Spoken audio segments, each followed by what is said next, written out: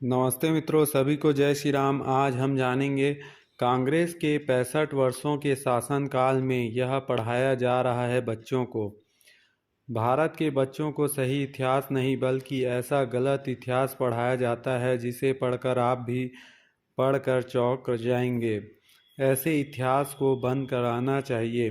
पहला, वैदिक काल में विशिष्ट अतिथियों के लिए गौ मांस परोसा जाना सम्मान सूचक माना जाता था।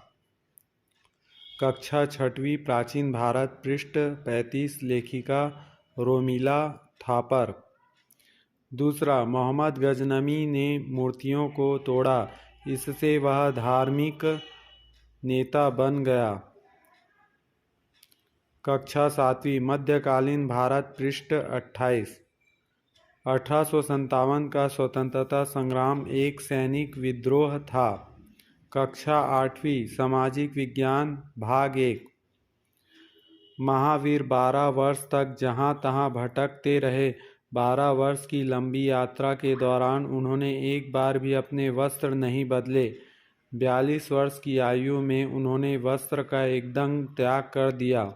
कक्षा 11वीं, प्राचीन भारत, पृष्ठ 101, लेखिका शाम शरण शर्मा। पांचवा, तीर्थकार जो अधिकतर मध्य गंगा के मैदान में उत्पन्न हुए और जिन्होंने बिहार में निर्वाण प्राप्त किया की मिथक कथा जैन संप्रदाय की प्राचीनता सिद्ध करने के लिए गढ़ ली गई। कक्षा 11वीं, प्राचीन भारत, पृष्ठ 101, लेखक शाम शरण शर्मा। छठवा, जाटों ने गरीब हो या धनी, जागीरदार हो या किसान, हिंदू हो या मुसलमान, सबको लूटा। कक्षा 12वीं, आधुनिक भारत, पृष्ठ 18 से 19, विपिन चंद्र। सातवां, रणजीत सिंह अपने सिंहासन से उतरकर मुसलमान फकीरों के पैरों की धूली अपनी लंबी सफ़ेद दाढ़ी से झाड़ता था। कक्षा 12वीं, पृष्ठ 20, विपिन चंद्र। आठवां, आर्य समाज ने हिंदू, मुसलमान, पारसियों, सिखों और ईसाइयों के बीच पनप रही राष्ट्रीय एकता को भंग करने का प्रयास किया। कक्षा 12वीं, आधुनिक भारत, पृष्ठ 183, लेखक विपिन चंद्र। नौवां, तिलक, अरविंद घोष, विपिन चंद्र पाल और लाला लाजपत राय जैसे नेता उग्रवादी तथा आतंकवादी थे। कक्षा 12वीं, आधुनिक भारत, विपिन चंद्र, पृष्ठ 208। 10वां, 400 वर्ष ईसा पूर्व अयोध्या का कोई अस्तित्व नहीं था। महाभारत और रामायण कल्पित महाकाव्य है। कक्षा 11वीं, पृष्ठ 101, 107, मध्यकालीन इतिहास, R.S. शर्मा।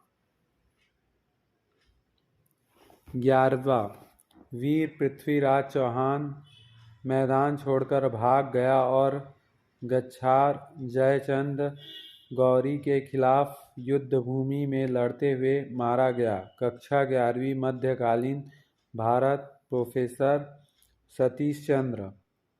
12वां, औरंगजेब जिंदा पीर थे। मध्यकालीन भारत, पृष्ठ 316, लेखक सतीश चंद्र। 13वां, राम और कृष्ण का कोई अस्तित्व ही नहीं था, वे केवल काल्पनिक कहानियाँ हैं। मध्यकालीन भारत, पृष्ठ 245, रोमिल थापर। ऐसे और भी बहुत सी आपत्तिजनक बातें आपको NCERT की पुस्तकों में पढ़ने को मिल जाएगी। इन किताबों में जो छापा जा रहा है उन्हें रोमिला थापर जैसे लेखकों ने मुसलमानों द्वारा धर्म के नाम पर हिंदुओं के ऊपर किए गए भयानक अत्याचार को गायब कर दिया है। इस प्रकार हमारे जो भविष्य में बच्चों को जानकारी मिल रही है ये बहुत ही गलत है। इसमें NCERT के बुक में जो गलत ज्ञान दिया गया है उसको हटाना चाहिए और सत्य ज्ञान से लोगों को उजागर करना चाहिए, क्योंकि कहा जाता है सत्य बरोबर तप नहीं, झूठ बरोबर पाप नहीं। तो सत्य बताना, लोगों तक पहुंचाना, ये भी एक तप के बराबर है। और सत्य ही बोलना चाहिए, सत्य का साथ देना चाहिए। सत्यम शिवम सुंदरम। और आपको बता दिया जाए कि आज भी राम सेतु है, आप देख सकते हैं। श्रीलंका भारत के आखिरी छोर में जब आप नीचे की साइड जाएंगे तो वहाँ से श्रीलंका जाने वाले समुद्र मार्ग में आज भी आधा टूटा हुआ राम सेतु है, जो आज भी ऊपर मैप से दिखाई देता है। तो इस प्रकार राम सेतु भी था। और जो कृष्ण का जो द्वारिका डूब गई थी, वो आज भी नीचे जाने पर समुद्र के, वहाँ जो नदी है उसके नीचे जाने पर आज भी वो जगह पर, उसी जगह पर समुद्र के अंदर वह महल दिखता है। तो ये सब सत्य घटना है। जो सत्य होता है वो सत्य ही होता है, उसे झुटलाया नहीं जा सकता। जय श्री राम।